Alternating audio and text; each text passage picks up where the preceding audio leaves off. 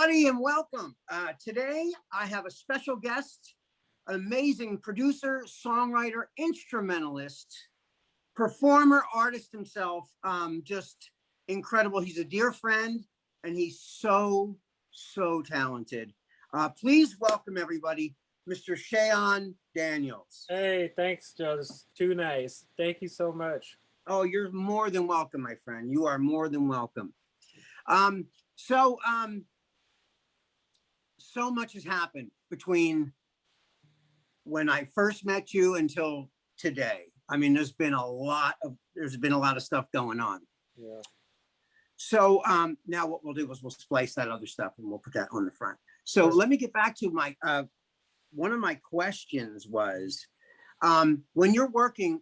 This is one of the questions I had for you. When you're working with somebody, have you ever had a session where it wasn't jiving, or you guys weren't coming up with anything that you thought was salvageable, or maybe it's the wrong energy or it's the wrong artist?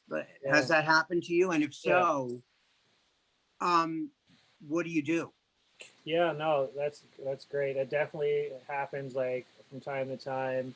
I remember once there was a session with this writer, and for whatever reason, we just weren't like on the same page. Yeah. And it's kind of like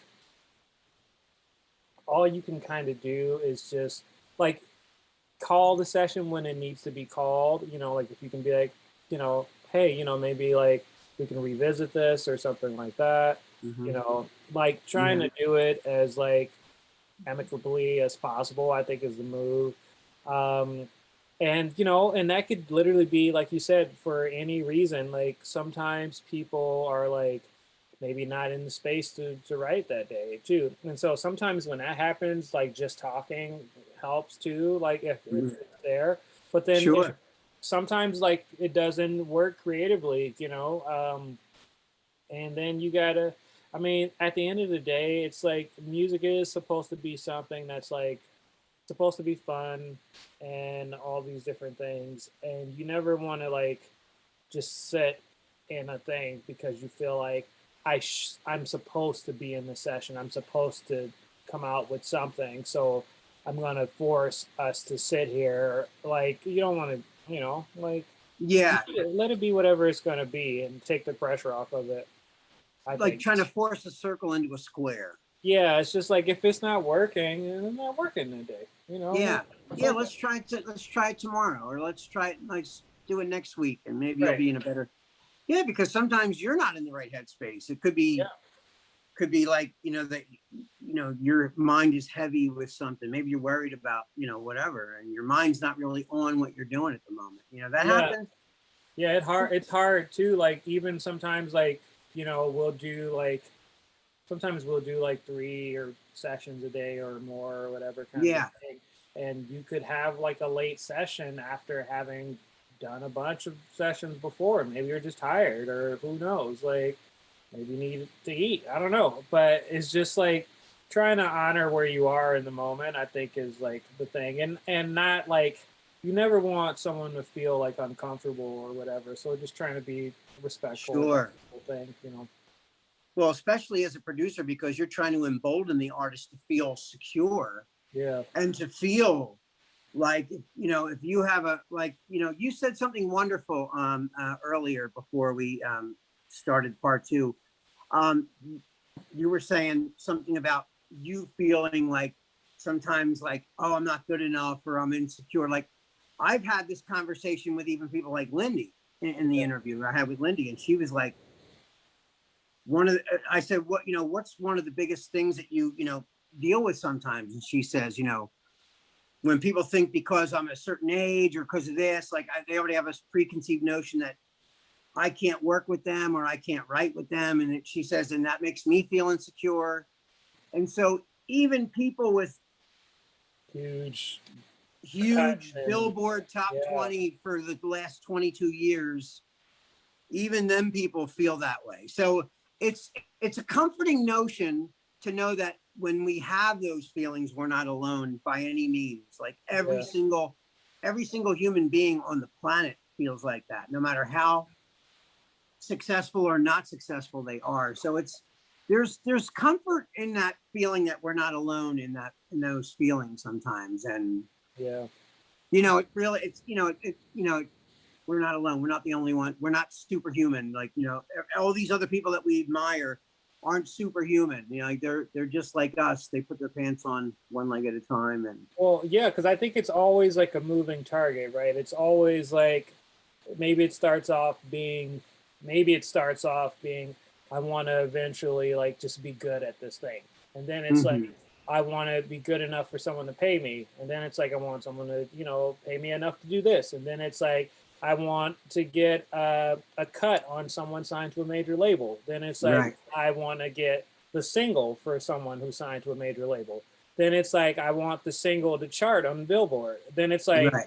I want it to chart from the top 50 to the top 20. Then it's like I want a top 10 record. Then it's like I want a number one record. Then it's like Right. now that I've had this number one record, everyone expects everything I do to be really great. How do I keep it up? There's always like a new thing, Always. it's always, and I think that's probably a special kind of pressure too, just from other people I've talked to. It's like when you Yeah. become known for doing something and like having huge success, then it's just like, can you do it again?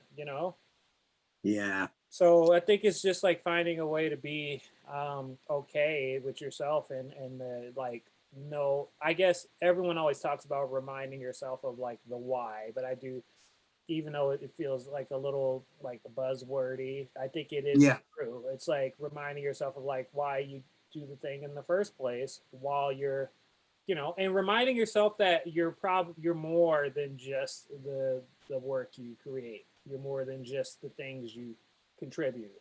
Yeah. You're a whole human being. You have Yeah. you have all these sides to you, or that have nothing to do with music or creation. Yeah. Just day-to-day life. I got to feed the dog. I got to walk the dog. I got to take Right. the trash out. The my bed Exactly. my kitchen's a wreck. I need to Right. you know I haven't worked out in 4 days because I've been working on mixes. Oh no, what Right. like Exactly. all these things. And it's really hard to keep everything, to juggle all 8 plates up in the air every day. It's just Well, yeah, and it's like as creatives, you on one hand need that thing that like that questions and that wonders like, could this thing be better? Could I be better? Could I whatever? Could I?